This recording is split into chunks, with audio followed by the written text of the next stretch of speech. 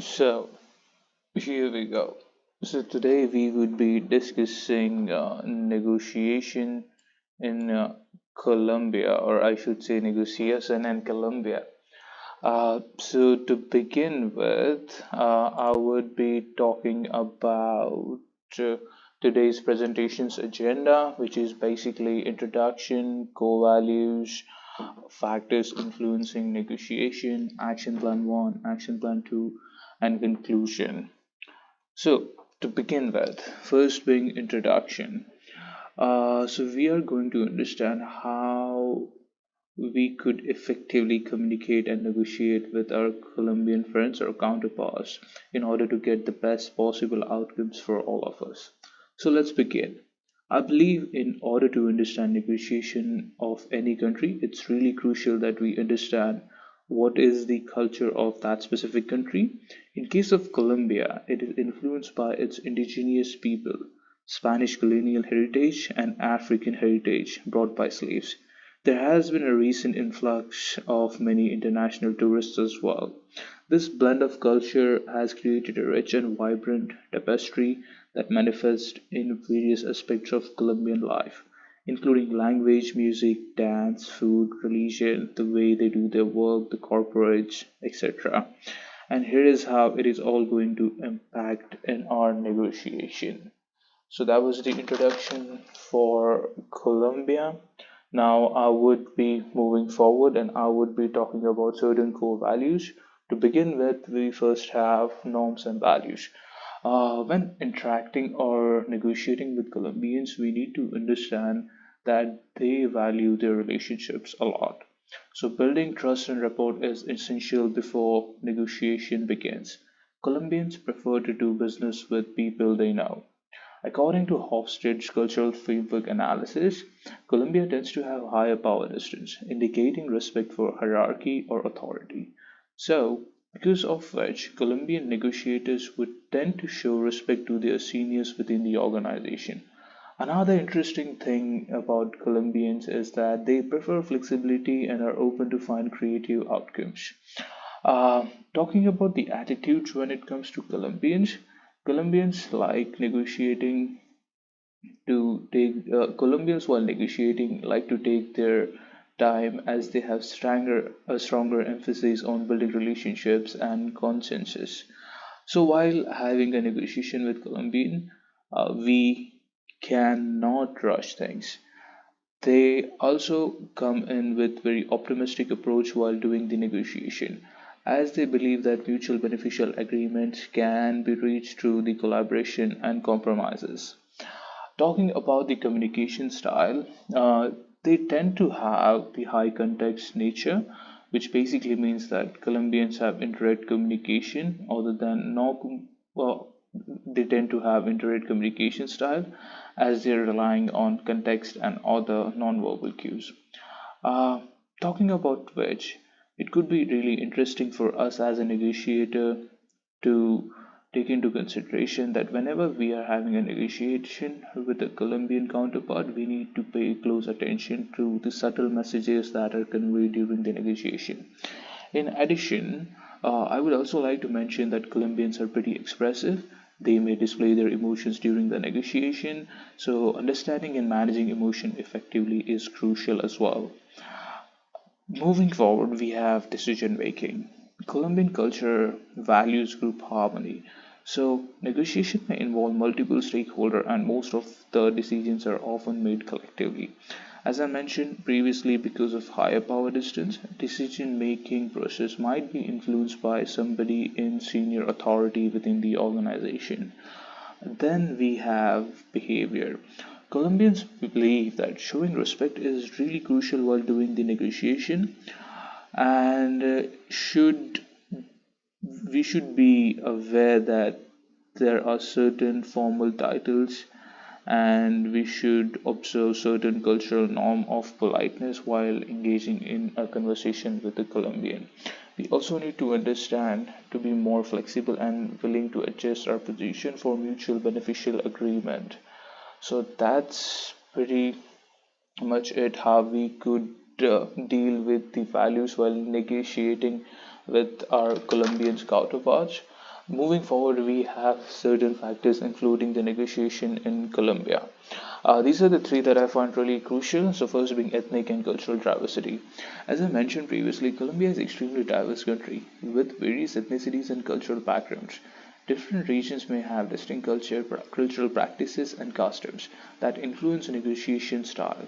So, as a negotiator, we need to understand these cultural differences, which can help us build genuine rapport and establish the trust with our counterparts from diverse backgrounds.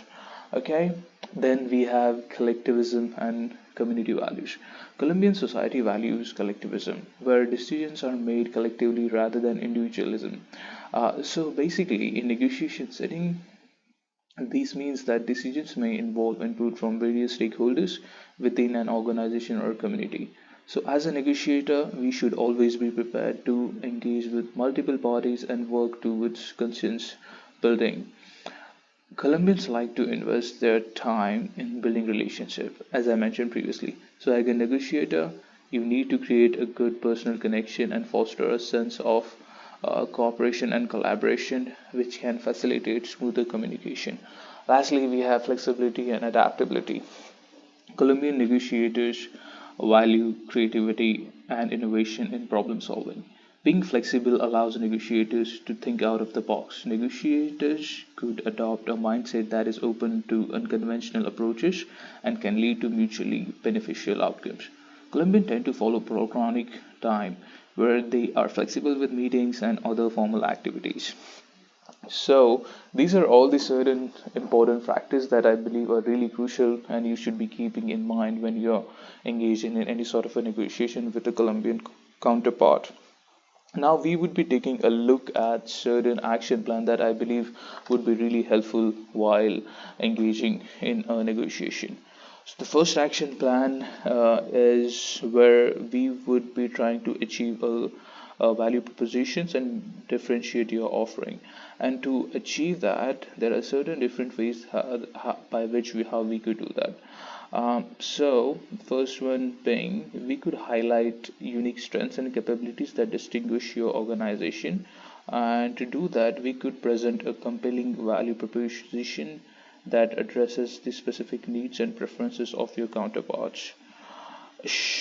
To achieve that, what we could do is that we could bring in certain case studies and testimonials that demonstrate your track record of success and reliability. We can emphasize the added value that our organization brings to the table compared to the competitors. So these are the certain things that we could discuss during the differentiation phase. And while getting into the exploration phase, here we could try to explore the opportunities for the collaboration and value creation. To achieve that, we could start with uncovering the potential synergies and areas of shared interest.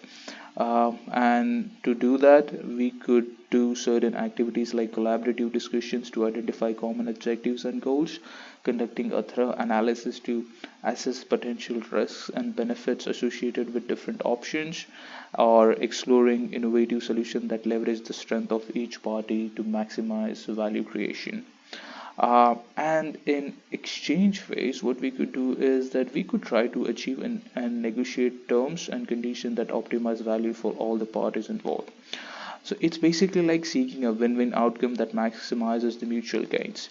There are certain ways to achieve that as well, like being flexible, like proposing flexible terms that accommodate the interests and constraints of all the parties, using data-driven arguments and benchmarks to support your to support your proposal and justify your positions. And lastly, what we could do is that collaborate with counterparts to develop a creative solution that address complex challenges effectively. So this is how we could do the action plan one in order to get what we want successfully while dealing with our Colombian counterpart. Second action plan is basically where we could try to build a relationship based negotiation. And to achieve that, the objective should be to establish a rapport and differentiate your interests and priorities. Um, to, to start this, we could start with building personal connection with our counterparts, showing genuine interest in their culture, traditions, business practices, emphasizing shared values and mutual goals to create a foundation of trust. To achieve all of this, we could schedule informal meetings outside of our offices or and we could try to get to know them in the social gatherings, so that we are getting to know them on a personal level. Sometimes it is really crucial to listen actively to understand their perspectives, needs, and concerns as well. Sharing information about your organizational value with them, capabilities, objectives to demonstrate this transparency and build credibility. So these are all the things that we could do while having a differentiation phase with a Colombian counterpart. To get into the exploration phase, here we need to understand certain common grounds and explore potential solution. Uh, this could be done by fostering open dialogues and collaborative problem solving. And again, all this could be achieved by conducting brainstorming sessions to generate creative ideas and solutions, encouraging active participation from all the parties, and foster a supportive atmosphere where everyone feels heard and valued. And all of this would turn out to be really beneficial when all of the parties are genuinely showing interest and are willing to put in all the efforts. Then moving forward in exchange phase, here what we try to do is that we try to reach a mutual beneficial agreement while preserving relationship. So negotiate with flexibility and adaptability, where we would try to focus on win-win outcomes.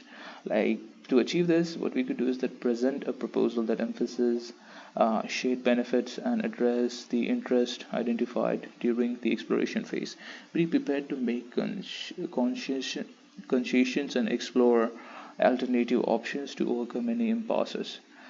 We should always maintain an open communication and actively seek feedback to ensure that all the parties feel satisfied with the final agreement.